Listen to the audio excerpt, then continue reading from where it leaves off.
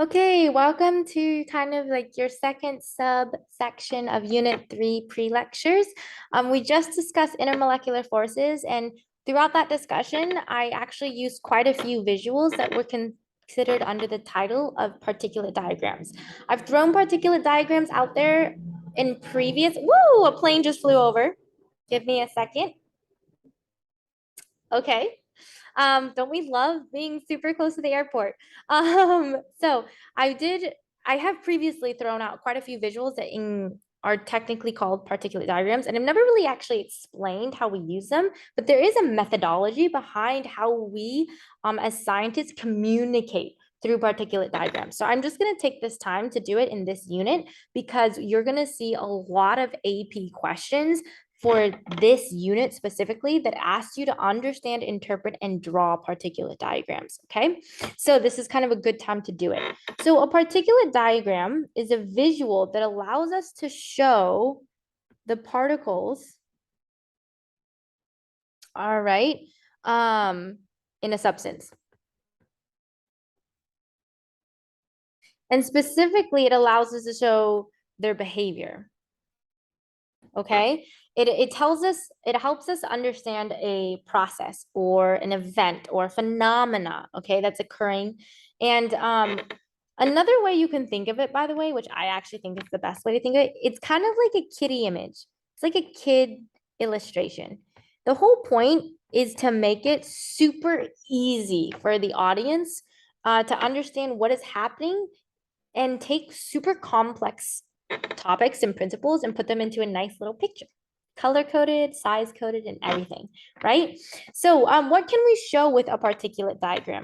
Well, one, we can show the type of matter. So we could show, is it an element, okay, a pure element, or is it an ion that's charged? All right, we could show charges with their charges. So that might look like having one color for one element and another color for another element, right? And this could also look like having a 2 plus to show that we're working with a cation of 2 plus. And here we're working with an anion of 2 minus, right? So we can kind of show those things through our particulate diagrams. We can also show mass and matter wise. We can show obviously the relative size, right? The relative size of the particle. Or we can show, as you probably figured based on part one, type of matter, we can show, is it a pure substance made of one element? Is it a compound?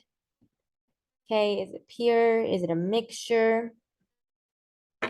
Okay, is it a homogeneous or heterogeneous mixture? Okay, so for example, when we were talking about um, the ionic compound dissociation that occurs with ionic compounds when put into an aqueous or water solution. What we see in this particulate diagram is not only the relative charge of the ions, but the relative size of the ion atoms.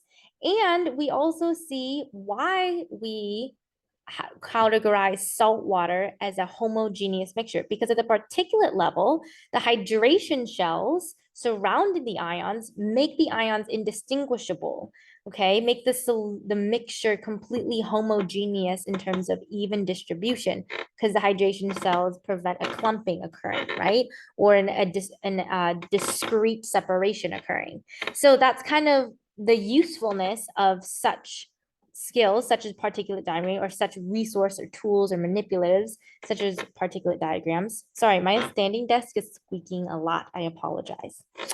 So another thing that we can show is volume, which is like kind of like a no dir, right? How do we do this? The relative distance between particles. Oh, between particles, I should probably put. There you go. Between particles, right? So for example, I could represent a gas versus a liquid by simply charting my particles as closer together or farther apart. And that means I'm probably taking up, in terms of a 3D space, I'm picking up more volume. There's just less density per cubic meter or so forth, right? And so all of this, you're like, yeah, obviously, duh. But when you're asked to draw one of these and interpret one of these, it's really important that you see all of the levels of nuance in how particulate diagrams are meant to be communicated. Everything matters in a particulate diagram. There's a reason behind everything, which means when you draw something, you need to make sure that your particulate diagram is made with intention, not accidental, if you kind of get what I'm saying. And then, of course, we can also even represent the relative temperature being experienced, okay, in the scenario that we are trying to diagram. So, of course, remember temperature, and I think I've said this before, is a measure of kinetic energy. And if I haven't said this before, you should know this from physics / middle school science. The temperature is a measurement of the relative kinetic energy of the particles.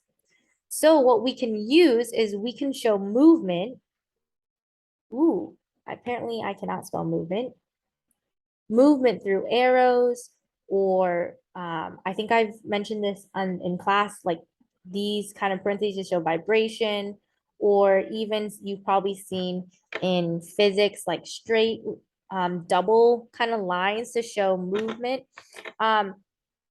We can, if you look at this picture over here, you see that this diagram of material of chemical species, whether or not it is a element, I'm not quite sure yet here, because the focus of this particulate diagram is to compare the motion.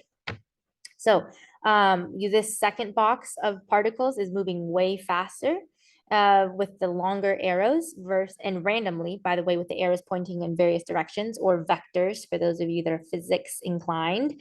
And then compared to the first image, you have short arrows, again, moving in random direction, but far less energy. So therefore, we can conclude that box B particles are in a higher temperature environment than box A particles, right? And so that's kind of the usefulness of this. It is really, really important that you keep in mind that you communicate comparison. So relative comparison is I guess you could say, a theme of information communicated. So be very careful that you communicate with intentionality. This will be what changes the game, and one, how you understand how to read them, but two, if you are looking at taking the AP exam and not, you will also be doing this on my test too, because I base my test off the AP exam, but you will not probably have as gracious of a grader, where I will try to kind of understand what your particulate diagram is saying. On the other hand, the AP will pretty much have a distinct type of features that they want, or characteristics that they want your particulate diagram to include. And that is, of course, assuming that you understand how to communicate the nuances of the matter, volume, blank comparison, and so forth. Okay. So theme of information communicated. Okay. So relative comparison is a big topic or theme that we address through particulate diagrams. So here are a couple examples. I would like you to try these, and then what we're going to do is in class, you will compare these with a friend. So go ahead and take some time. This is the end of the little mini lecture.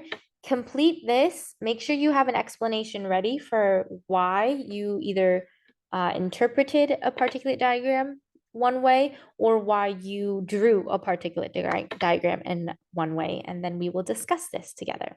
So awesome, guys. Congrats. We're moving on. We're chugging along. We're already on unit 3. It's our biggest unit in terms of focus for AP exams.